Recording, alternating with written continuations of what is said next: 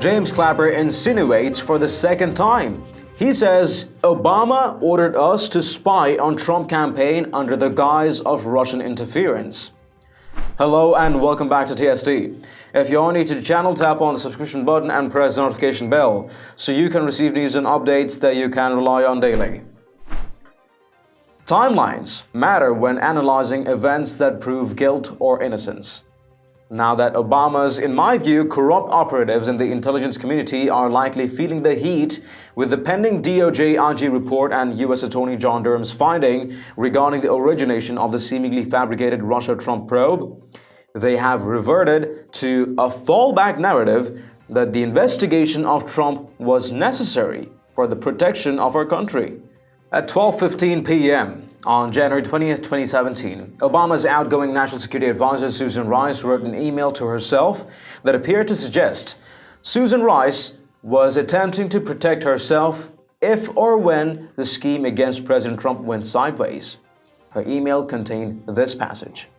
The president stressed that he is not asking about initiating or instructing anything from a law enforcement perspective.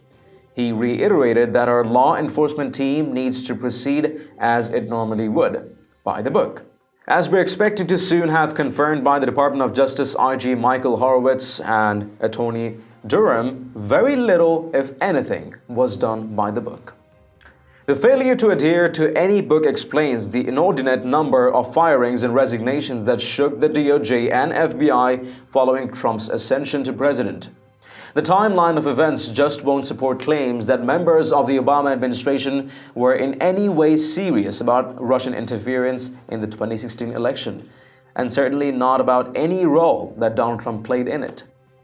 If then President Obama had even a shred of legitimate evidence that Donald Trump was colluding to steal the election, he should have and almost assuredly would have made those concerns public. But Obama didn't. Instead, Obama said this. There is no serious person out there who would suggest somehow that you could even rig America's elections, in part because they're so decentralized and the numbers of votes involved. There's no evidence that that has happened in the past or that there are instances in which that will happen this time. And so I'd advise Mr. Trump to stop whining and go try to make his case to get votes. And if he got the most votes, then it would be my expectation of Hillary Clinton to offer a gracious concession speech and pledge to work with him in order to make sure that the American people benefit from an effective government. And it would be my job to welcome Mr. Trump, regardless of what he said about me or my differences with him on my opinions, and escort him over to the Capitol, in which there would be a peaceful transfer of power. That's what Americans do. That's why America's already great. One way of weakening America and making it less great is if you start betraying those basic American traditions that have been bipartisan and have helped to hold together this democracy now for well over 2 centuries. There is no serious person out there who would suggest somehow you could even rig America's elections. Presumably, when Obama made that statement on October 18, 2016, he also was talking about Russian hackers. After all, Susan Rice, in my humble opinion, must have alerted Obama of the order she gave to Michael Daniel, her cybersecurity coordinator, to stand down when Daniel had found his unit confronting Russian hackers with regularity in the summer prior to the 2016 election. Daniel recalled that he had developed multiple strategies to respond to the Russian hackers, but that when he presented them to Rice, she told him, "Don't get ahead of us." In plain English, Rice seemingly gave him a stand-down order. Or was it Obama who ordered Rice to dismiss Daniel? Either way, Obama or his National Security Advisor Susan Rice, or both, felt there was no threat from Russia. Why else the apparent stand-down order? So why had they presented false evidence to the FISA court to spy on the Trump campaign team? If it wasn't about Russian interference, perhaps it was to try to gain an advantage for Hillary Clinton's flagging campaign. After all, Obama's globalist agenda was at stake. And why, until Obama's Director of National Intelligence, low IQ James Clapper, tried explaining his actions, had everyone from the Obama administration denied that such spying had occurred or that Obama had even been aware of it? Take a watch. As you know, the president now has sitting members of this government. You have the Attorney General traveling the world now, meeting with U.S. intelligence partners, trying to find out, in his view, whether they participated in some sort of Obama administration-led effort to undermine President Trump in the last election here. You also know that John Durham, who is a former prosecutor, senior Justice Department official, he's pursuing his own investigation on the origins of that probe. Are you concerned that Barr's or Durham's investigation will find wrongdoing and seek to punish former intelligence officials? Well, I don't know. I don't think there was any wrongdoing. I think at the time all of us were trying to navigate a very, very difficult, politically fraught, highly charged situation. I know for my part, my main concern was the Russians and the threat posed by the Russians to our very political fabric. And the message I'm getting from all this is, apparently what we were supposed to have done was to ignore the Russian interference, ignore the Russian meddling and the threat that it poses to us. And oh, by the way, blown off what the then Commander-in-Chief, President Obama, told us to do, which was to assemble all the reporting that we had available to us, and put it in one report that the President could pass on to the Congress and to the next administration. And while we're at it, declassify as much as we possibly could to make it public, and that's what we did. Clapper said, "What were we supposed to have done? Ignore the Russian interference and the threat that it poses to us? Oh, and by the way, blowing off what the then Commander-in-Chief President Obama told us to do." This wasn't the first time Clapper suggested that Obama was in fact involved in staging the predicate for conducting surveillance on the Russian interference. Nonsense were allegedly resulted in the spying on Donald Trump's campaign and perhaps even Trump himself. Let's travel back to late March 2019 when Clapper appeared with CNN's Anderson Cooper. Take a watch. What is your reaction to what Sandra said? Well, first, I wondered if she was conflating or confusing collusion, whatever that is, with the Russian interference. And certainly those of us that she named, John Brennan and Jim Comey and I, were part of the group that were tasked by President Obama to put together all the reporting we had on the Russian interference, and which we did.